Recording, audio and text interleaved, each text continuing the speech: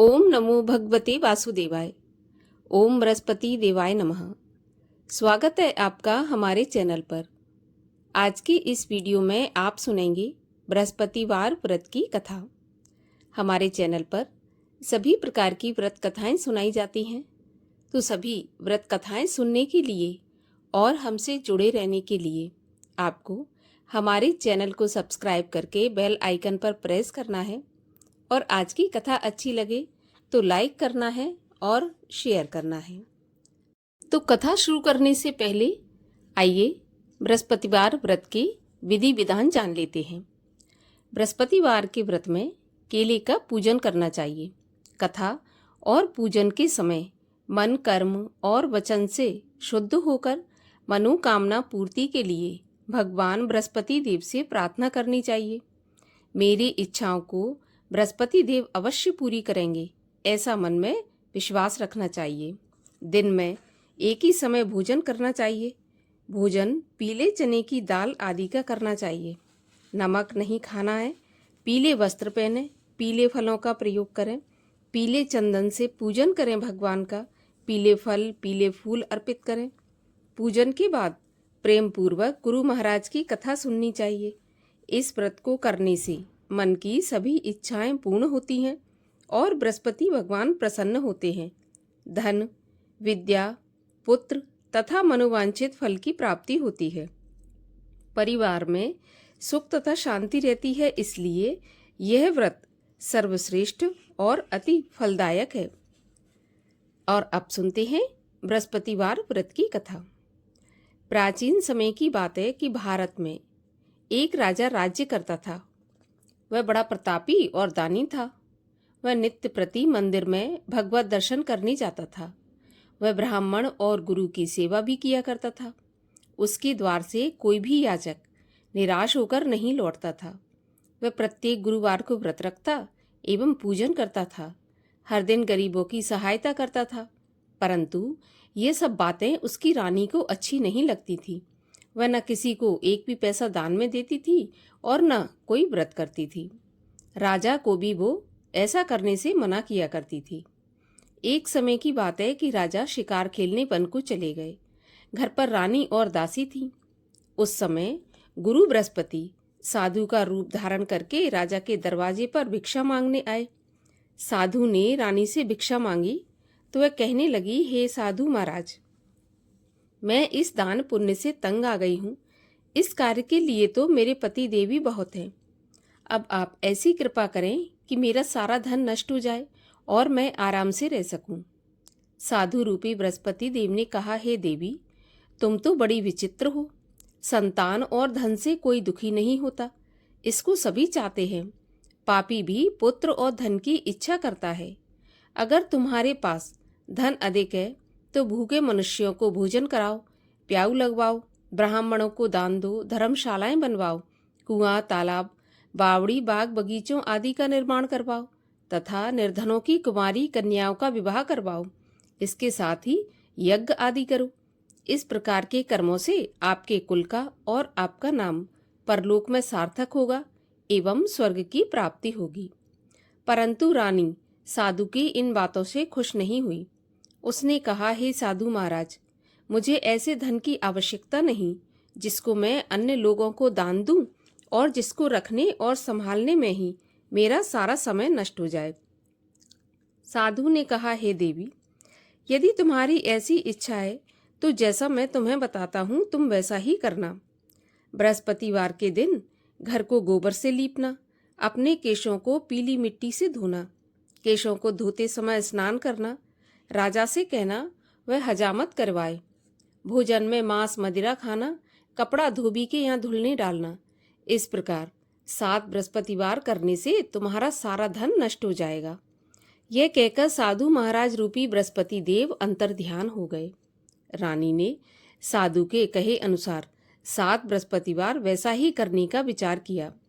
साधु के बताए अनुसार करते हुए केवल 3 बृहस्पतिवार ही बीते थे कि उसकी समस्त धन संपत्ति नष्ट हो गई। भोजन के लिए दोनों समय परिवार तरसने लगा तथा सांसारिक भोगों से दुखी रहने लगा। तब वह राजा रानी से कहने लगा कि हे रानी, तुम यहाँ पर रहो, मैं दूसरे देश में जाता हूँ, क्योंकि यहाँ पर मुझे सभी मनुष्य जानते हैं, इसलिए मैं यहाँ कोई कार्य नहीं कर सकता। देश चोरी परदेश भीख बराबर है। ऐसा कहकर राजा परदेश चला गया। वहाँ जंगल से लकड़ी काटकर लाता और शहर में बेचता। इस तरह जीवन व्यतीत करने लगा। इधर राजा के बिना रानी और दासियां दुखी रहने लगी। किसी दिन भोजन मिलता और किसी दिन जल पीकर ही रह जाती। एक समय रानी और दासियों को 7 दिन बिना भोजन के व्यतीत हो गए, तो रानी ने अपनी दासी से कहा कि दासी, यहाँ पासी के नगर में मेरी बहन रहती है, वह बड़ी धनवान है। तू उसके पास जा और वहां से 5 सेर बेजर मांग कर ले आ, जिससे कुछ समय के लिए गुजर हो जाएगी। दासी रानी की बहन के पास गई। रानी की बहन उस समय पूजा कर रही थी। बृहस्पतिवार का दिन था। दासी ने रानी की बहन से कहा, रानी जी, मुझे आपकी बहन ने भेजा है, मुझे 5 सेर बेजर दे दो। दासी ने यह बात अनेक बार कही, परंतु रानी की बहन ने कोई उत्तर नहीं दिया, क्योंकि वह उस समय बृहस्पतिवार की कथा सुन रही थी। जब दासी को रानी की बहन से कोई उत्तर नहीं मिला, तो वह बहुत दुखी हुई। उसे क्रोध भी आया। वह लौटकर रानी से बोली, हे रानी, आपकी बहन बहुत ही धनी स्त्री है, छोटे लोगों से तो वह बात भी नहीं करती। मैंने उससे कहा तो उसने कोई उत्तर नहीं दिया। मैं वापस चली आई। रानी बोली, दासी, इसमें उसका कोई दोष नहीं है। जब बुरे दिन आते हैं तब कोई सहारा नहीं देता।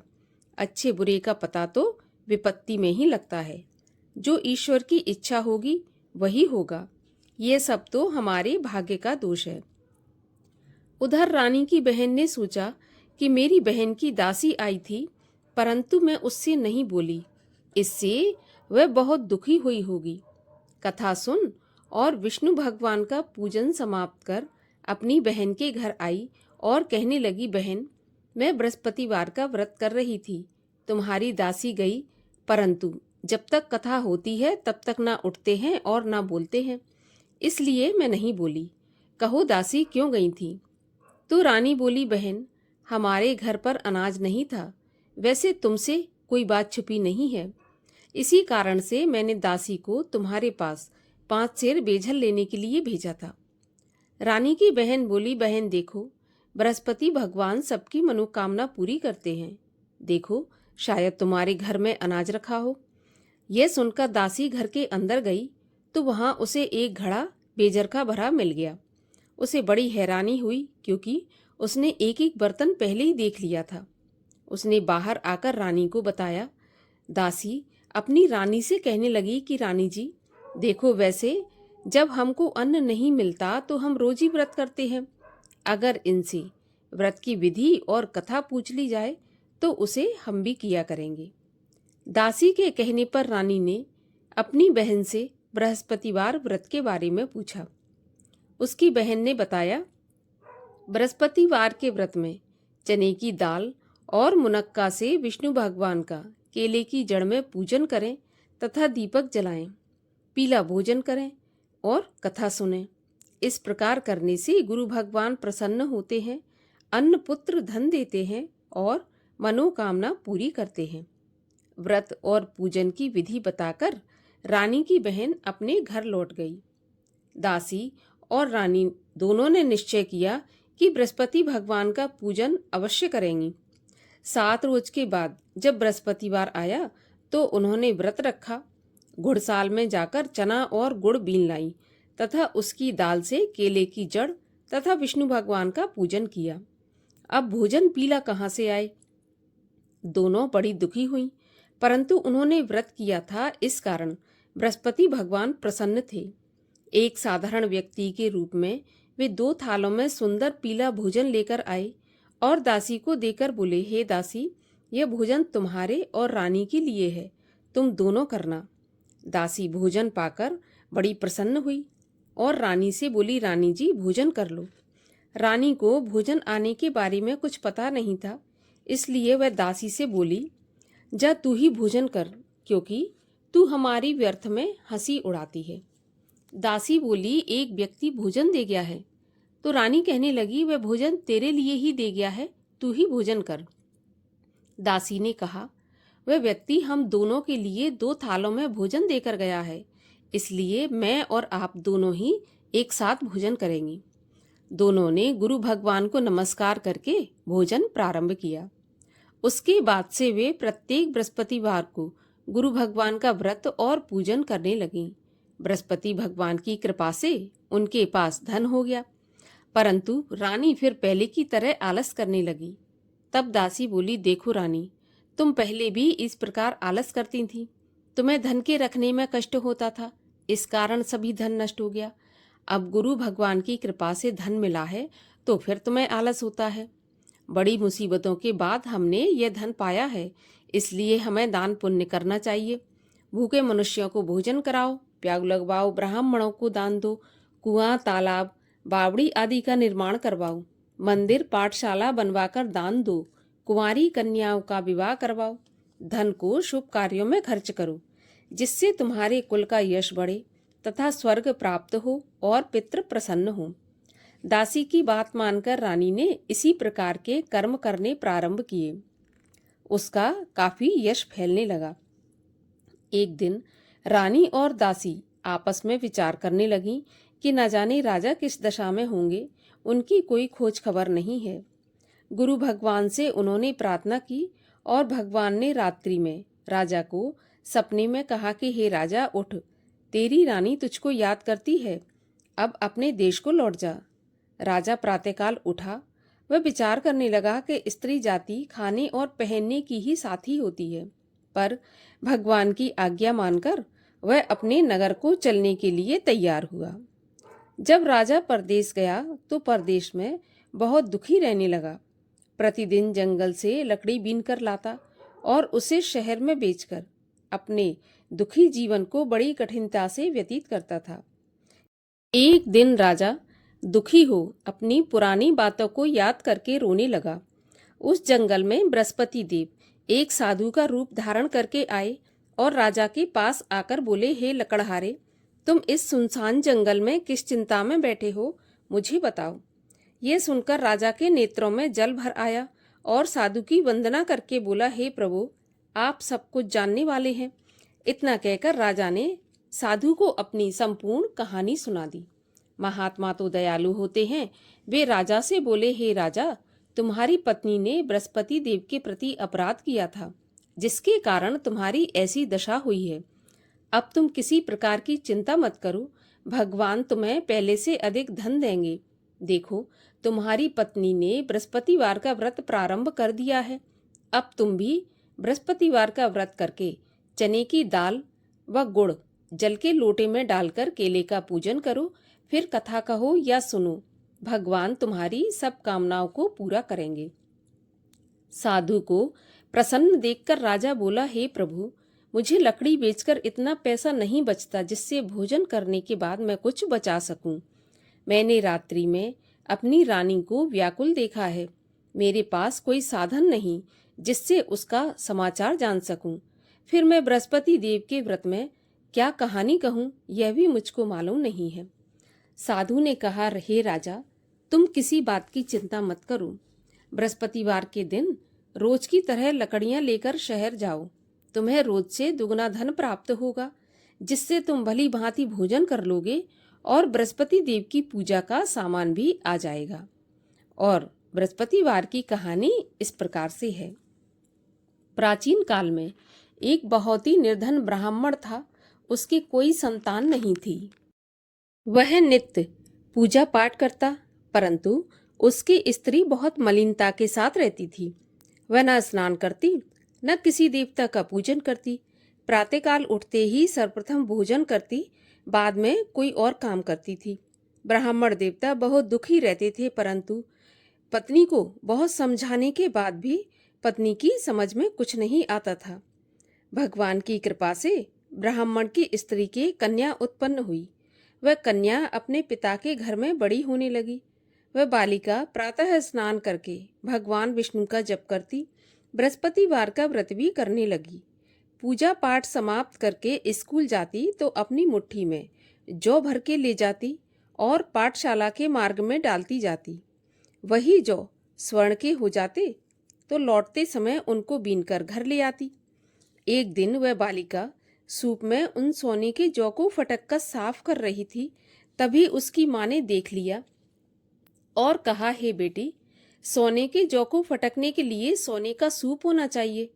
दूसरे दिन गुरुवार था।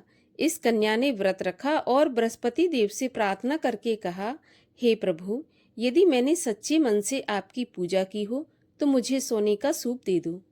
बृहस्पति देव ने उसकी प्रार्थना स्वीकार कर ली। रोजाना की तरह वह कन्या जौ फैलाती हुई स्कूल चली गई। स्कूल से लौटकर जब वह जौ बीन रही थी तो बृहस्पति देव की कृपा से उसे सोने का सूप मिला। उसे वह घर ले आई और उसमें जौ साफ करने लगी, परंतु उसकी माँ का वही ढंग रहा। एक दिन की बात है, वह कन्या सोने के सूप में जौ साफ कर रही थी। उस समय उस नगर का राजकुमार वहां से होकर निकला। इस कन्या के रूप और कार्य को देखकर उस कन्या पर मोहित हो गया। राजमहल आकर वह भोजन तथा जल त्याग कर उदास होकर लेट गया। राजा को जब राजकुमार द्वारा अन्न जल त्यागने का समाचार ज्ञात हुआ तो अपने मंत्रियों के साथ अपने पुत्र के पास गए और बोले, हे बेटा, तुम्हें किस बात का कष्ट है? किसी ने अपमान किया है अथवा कोई और कारण हो तो मुझे बताओ, मैं वही करूँगा जिससे तुम्हें प्रसन्नता हो। राजकुमार ने अपने पिता की बातें सुनी तो वह बोला, मुझे आपकी कृपा से किसी बात का दुख नहीं है। किसी ने मेरा अपमान नहीं किया, परंतु मैं उस लड़की के साथ विवाह करना चाहता हूँ जो सोने के सूप में जौ साफ कर रही थी। यह सुनकर राजा आश्चर्य में पड़ गया और बोला, बेटा, इस तरह की कन्या का पता तुम ही लगाओ, मैं उसके साथ तुम्हारा विवाह अवश्य ही करवा दूंगा। राजकुमार ने राजा को उस लड़की के घर का पता बताया।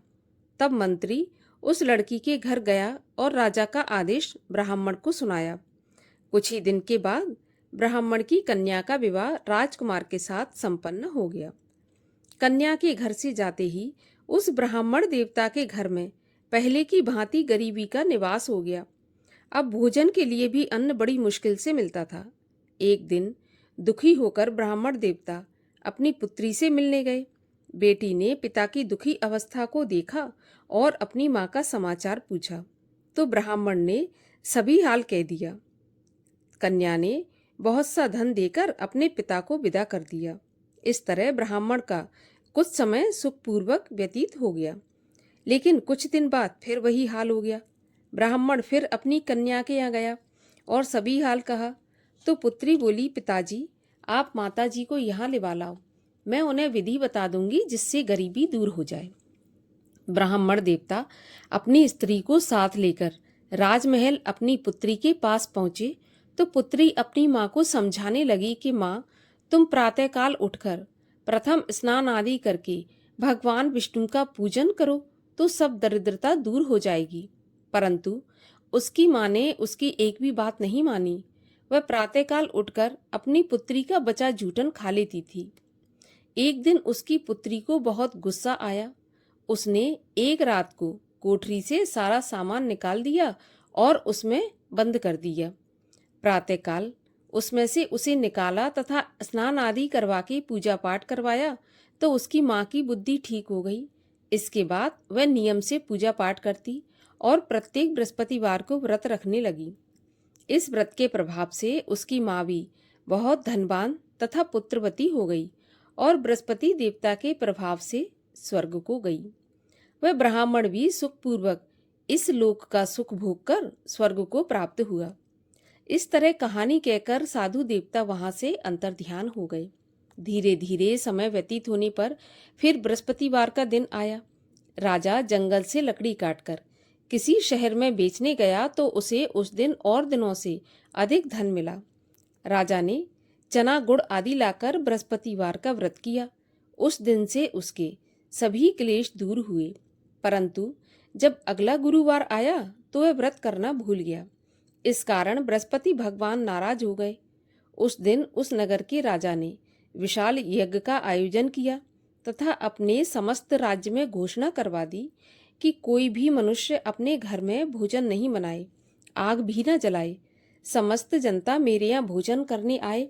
इस आज्ञा को जो नहीं मानेगा उसको फांसी की सजा दी जाएगी। राजा की आज्ञा के अनुसार राज्य के सभी वासी राजा के भोज में सम्मिलित हुए, लेकिन लकड़हारा कुछ देर से पहुंचा, इसलिए राजा उसको अपने साथ महल में ले गए। जब राजा लकड़हारे को भोजन करा रहे थे तो रानी की दृष्टि उस खूंटी पर पड़ी जिस पर उसका हार लटका हुआ था। उसे हार खूंटी पर लटका दिखाई नहीं दिया तो रानी को निश्चय हो गया कि मेरा हार इस लकड़हारे ने चुरा लिया है। उसी समय सैनिक बुलवाकर उसको जेल खाने में डलवा दिया। जब लकड़हारा जेल खाने में गया तो बहुत दुखी होकर विचार करने लगा कि न जाने कौन सी पूर्व जन्म के कर्म से मुझे यह दुख प्राप्त हुआ है, और उसी साधु को याद करने लगा जो कि जंगल में मिला था। उसी समय तत्काल बृहस्पति देव साधु के रूप में प्रकट हो गए और उसकी दशा को देखकर कहने लगे, अरे मूर्ख, तूने बृहस्पति देवता की कथा नहीं की, इसी कारण तुझे दुख प्राप्त हुआ है। अब चिंता मत कर, बृहस्पतिवार के दिन जेल खाने के दरवाजे पर 4 पैसे पड़े मिलेंगे, उनसे तू बृहस्पति देव की पूजा करना तो तेरे सभी कष्ट दूर हो जाएंगे। अगले बृहस्पतिवार उसे जेल के द्वार पर 4 पैसे मिले। राजा ने पूजा का सामान मंगवाकर कथा कही और प्रसाद बांटा। उसी रात्रि को बृहस्पति देव ने उस नगर के राजा को सपने में कहा कि राजा, तूने जिस आदमी को जेल खाने में बंद कर दिया है वह निर्दोष है, वह राजा है, उसे छोड़ देना। रानी का हार उसी खूंटी पर लटका हुआ है। अगर तू ऐसा नहीं करेगा तो मैं तेरे राज्य को नष्ट कर दूंगा। इस तरह राजा प्रातःकाल उठा और खूंटी पर हार टंगा देखकर लकड़हारे को बुलाकर क्षमा मांगी तथा राजा के योग्य सुंदर वस्त्र आभूषण भेंट कर उसे विदा किया। गुरुदेव की आज्ञा के अनुसार राजा अपने नगर को चल दिया।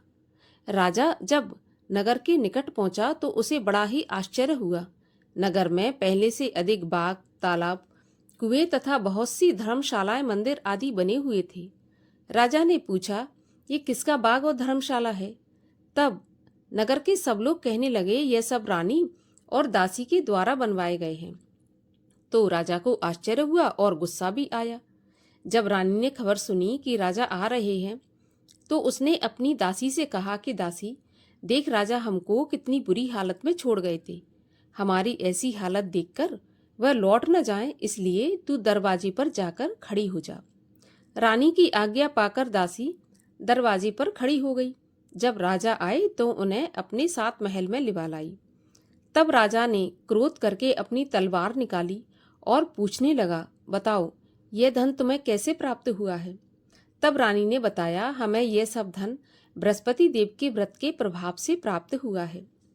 तो राजा ने निश्चय किया कि 7 रोज बाद तो सभी बृहस्पति देव का पूजन करते हैं, परंतु मैं रोजाना दिन में 3 बार कथा कहा करूंगा और रोज व्रत किया करूंगा। अब हर समय राजा के दुपट्टे में चने की दाल बनी रहती तथा दिन में 3 बार कहानी कहता। एक रोज राजा ने विचार किया कि चलो अपनी बहन के यहाँ हो आऊं।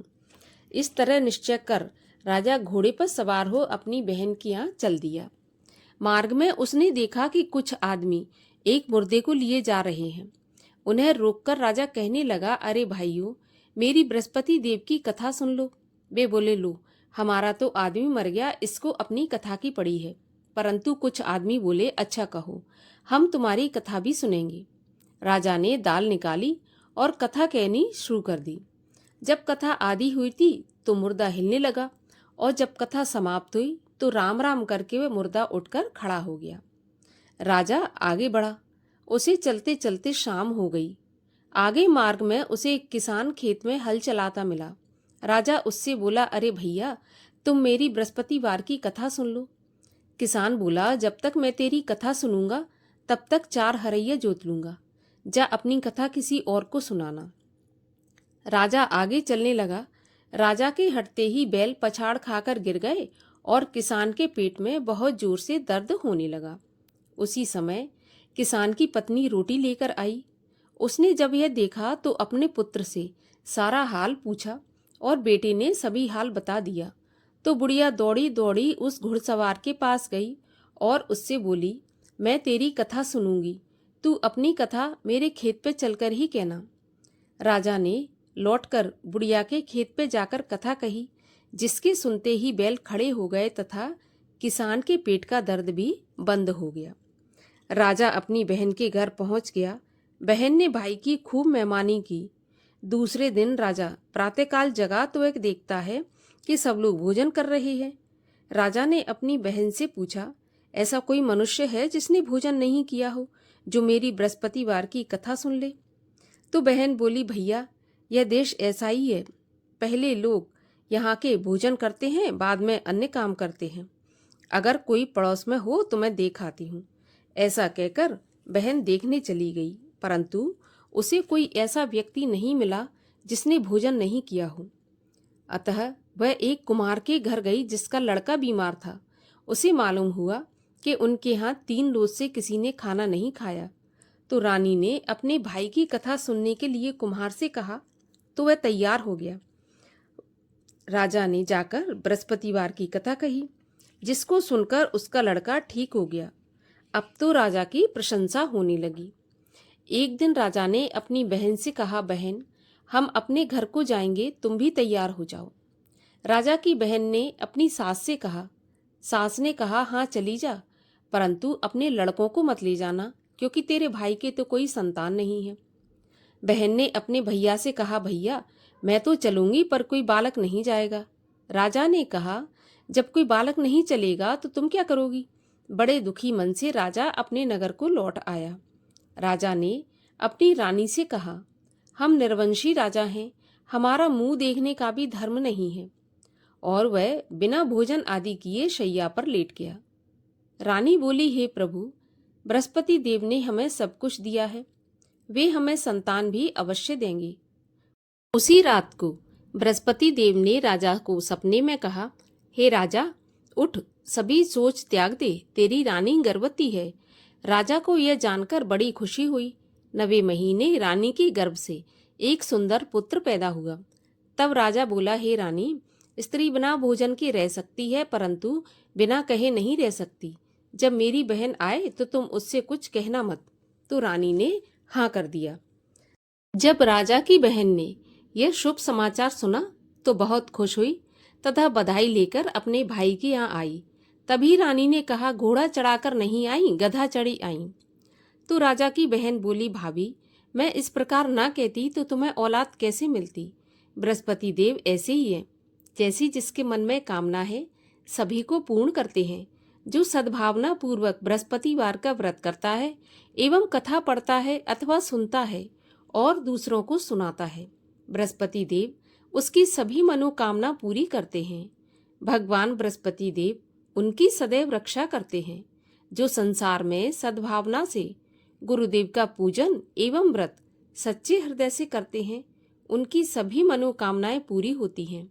जैसी सच्ची भावना से रानी और राजा ने बृहस्पति देव की कथा का गुणगान किया, तो उनकी सभी इच्छाएं बृहस्पति देव ने पूर्ण की। इसलिए सबको कथा सुनने के बाद प्रसाद लेकर जाना चाहिए। हृदय से उनका मनन करते हुए जयकारा बोलना चाहिए। बोलिए बृहस्पति देव की जय। बृहस्पति भगवान की आरती। ओम जय बृहस्पति देवा, स्वामी जय बृहस्पति देवा। छिन छिन भोग लगाऊं, कदली फल मेवा। ओम जय बृहस्पति देवा। तुम पूरन परमात्मा, तुम अंतर्यामी। जगत पिता जगदीश्वर, तुम सबके स्वामी। ओम जय बृहस्पति देवा। चरणामृत निज निर्मल, सब पातक हरता। सकल मनोरथ दायक, कृपा करो भरता। ओम जय बृहस्पति देवा। तन मन धन अर्पण कर, जो जन शरण पड़े। प्रभु प्रकट तब होकर, आकर द्वार खड़े। ओम जय बृहस्पति देवा। दीन दयाल दयानिधि भक्तन हितकारी, पाप दोष सब हरता भव बंधन हारी। ओम जय बृहस्पति देवा। सकल मनोरथ दायक सब संशय हारी, विषय विकार मिटाओ संतन सुखकारी। ओम जय बृहस्पति देवा। जो कोई आरती प्रभु की प्रेम सहित गावे, जेठानंद आनंद कर सो निश्चय पावे। ओम जय बृहस्पति देवा। बोलो विष्णु भगवान की जय। बोलो बृहस्पति देव भगवान की जय।